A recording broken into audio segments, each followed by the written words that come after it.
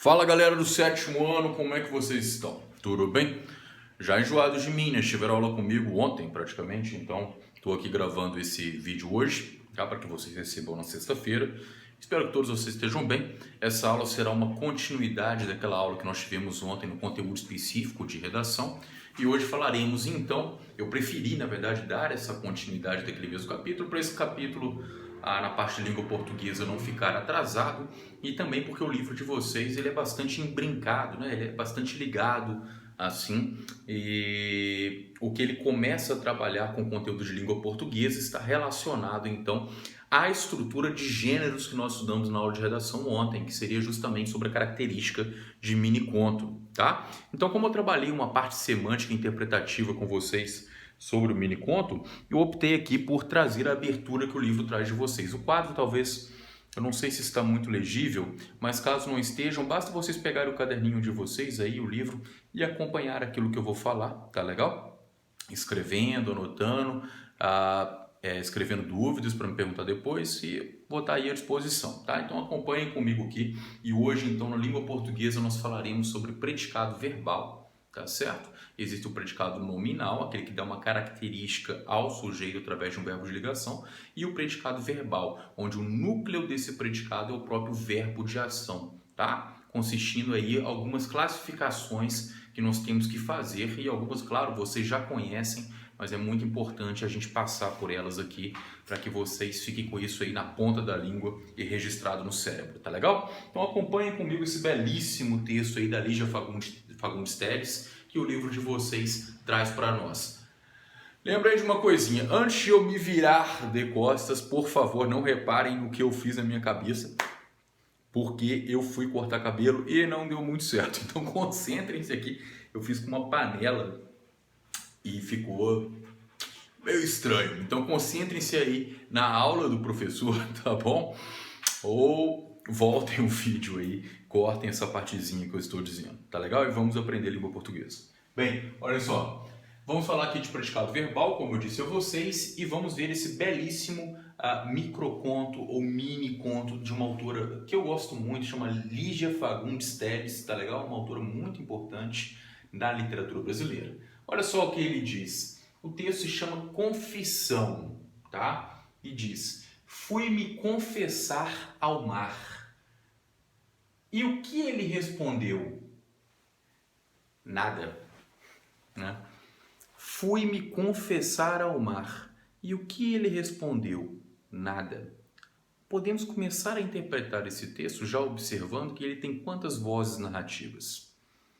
É uma só pessoa falando? Ou há o estabelecimento ali de um diálogo, até pela própria sinalização, né, das marcações gráficas como um travessão, que abre aí a possibilidade de diálogo próximo aos textos dramáticos, né? A própria utilização de verbos discentes, como respondeu, que são aqueles verbos de falar ou que vão dar a abertura para uma resposta, tá legal?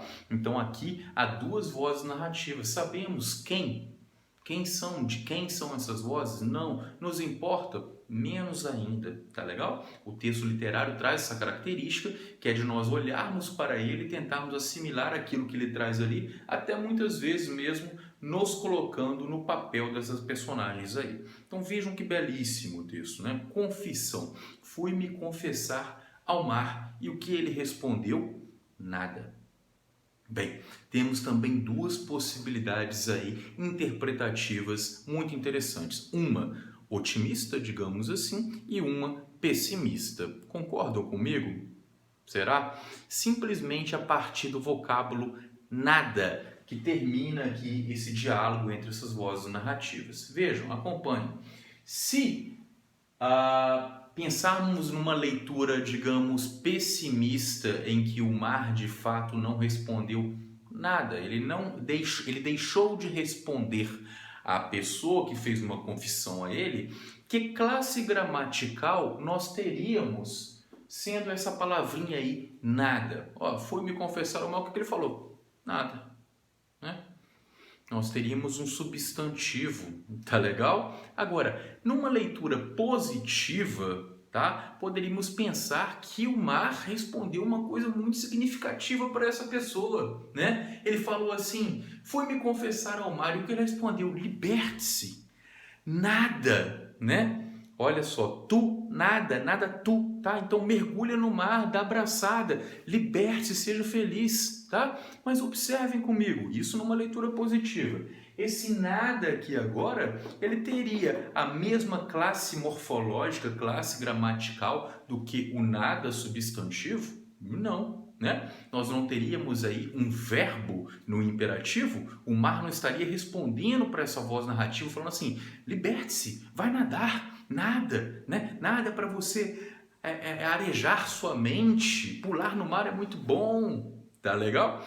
Ficou claro? Então, como o próprio recurso de interpretação pode nos trazer o que? Duas possibilidades morfológicas aqui para essa frase? Poxa, ô Rafael, mas e aí, se cair isso na prova aí e me perguntarem a classe gramatical de nada? Ficou estranho isso, a classe gramatical de nada eu não respondo, né? Não, se me perguntarem a classe gramatical de nada, você vai responder da seguinte forma: olha, dada a interpretação em que o nada significa conteúdo algum, né? Esse nada aí seria um substantivo, né? Agora, considerada uma interpretação literária em que esse nada se relaciona ao mar, dizendo a ela: mergulhe no mar, liberte-se, areje-se, esse nada aí seria um verbo imperativo, ok? Tranquilo? Por que eu estou dizendo disso? Se nós estamos falando de verbos de ação que são núcleo do predicado verbal, tá? Núcleo do predicado verbal, nós entraríamos então em três possibilidades denominativas. Elas são muito simples, mas são de cabal importância para os próximos anos da vida de vocês. Essas três possibilidades são verbos intransitivos, verbos transitivos, tá? E verbos bitransitivos, tá? Eu vou explicar melhor isso aqui. Olha aqui, acompanhe comigo. Os verbos distinguem-se então nessas possibilidades. Eles podem ser intransitivos, que seriam justamente aqueles verbos em que, se colocados em uma oração, eles não necessitam de um complemento, né? Se eu digo para vocês: eu nasci, gente, nasci. Né? Se eu disser: mas você nasceu aonde? Né? E esse complemento que vocês colocam aí no predicado, normalmente ele acaba funcionando como adjunto adverbial de lugar. Por exemplo, eu nasci em Leopoldina, tá? Mas não é eu nasci, eu pergunto aonde, então é um verbo transitivo? Não. Verbo nasci, ele é intransitivo. Eu nasci, pronto, acabou. Tá legal? Agora, aonde eu nasci, esse complemento aí a esse verbo nascer, ele seria um adjunto adverbial de lugar. Tranquilo? Vamos ver o exemplo aqui que o livro mostra para vocês e que eu trouxe ao quadro. Olha só, de um verbo intransitivo: o mar parou. Mas parou de fazer o quê, Rafael? Sei lá, cara. Parou, né? O mar parou. Se ele parou, esse parou, ele tem o conteúdo completo na sua própria semântica ali, né? No seu próprio significado. Ele parou. A gente não precisa de ir além dele. Parou, verbo intransitivo. Tá legal? O que difere, o que é diferente, então, dos verbos chamados transitivos, tá? Acompanhe comigo. No caso do verbo transitivo direto, é justamente aquele verbo, como verbos transitivos, esse prefixo trans significa ir além de, né? Estabelecer uma relação ali entre aquele verbo e aquele conteúdo que está no predicado que vai vir a se relacionar no sujeito, tá? Então observem, ó, transitivo é o que vai além. Vamos ver um transitivo direto. Eu percebi o problema. Costumeiramente as pessoas falam assim: eu percebi. Se eu perguntar o que, é transitivo direto. Não está errado, tá? Eu percebi o quê? Percebi o problema. Agora, muita atenção. No ensino médio essa semana me mandaram essa dúvida e eu quero esclarecê-la para vocês de uma vez, tá? Eu percebi o problema. Olha esse o aqui. Esse o aqui, gente, qual é a classe gramatical desse o? Esse o simplesmente é um artigo definido masculino singular que está definindo o substantivo problema, tá? Então, muita atenção ao não confundir o a, tá? Com preposições, tá? Por quê? Porque preposições são justamente aqueles elementos, aquela pedra no meio do caminho que vai relacionar aí um transitivo, um verbo transitivo indireto.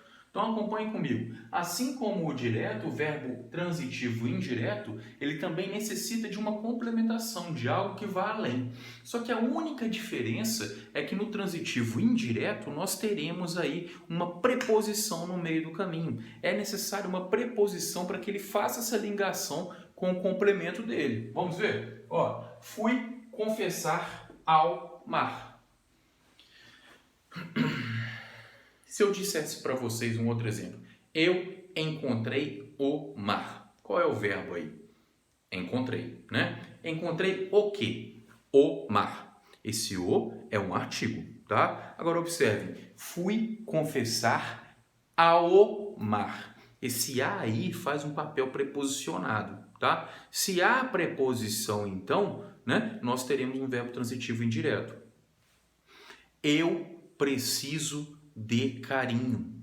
Você precisa? Preciso. Precisa de quê? De carinho. Preposição, tá? Transitivo indireto, tá? Agora, e ao último caso, então, que são os verbos chamados bitransitivos ou transitivos diretos e indiretos. Nesse caso, existem dois núcleos que estão ali nos objetos, tá legal? Então, ó, bitransitivo. Confessei ao mar minhas angústias. Acompanhem comigo. Eu confessei. Confessei é verbo transitivo direto ou indireto? Vamos ver? Ao mar. Se é ao mar aqui, que tem esse azinho preposicionado, se tem preposição é indireto. Confessei ao mar. Verbo. Onde está minha caneta?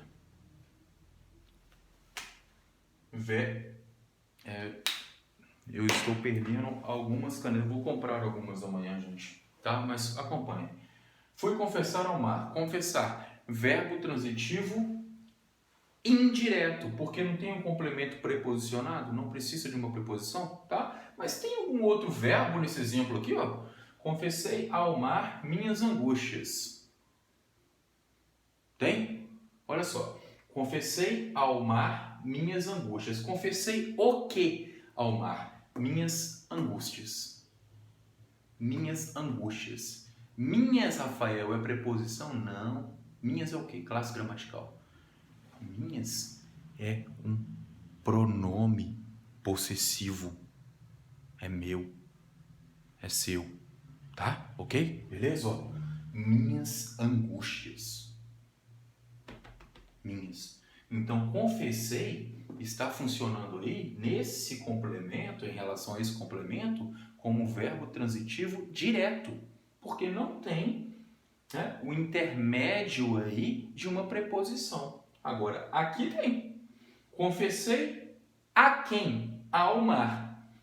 Verbo transitivo indireto. Confessei o quê? Minhas angústias. Oh, mas se ele é transitivo indireto aqui e direto aqui, ele vai ser um verbo transitivo direto e indireto. Daí nós chamarmos de verbo bitransitivo, bi 2. Tá legal? Que tem essas duas transitividades. Ok? Eu espero que tenha sido claro. Qualquer dúvida, estou à disposição. Beijo do Loki. Até mais. Valeu.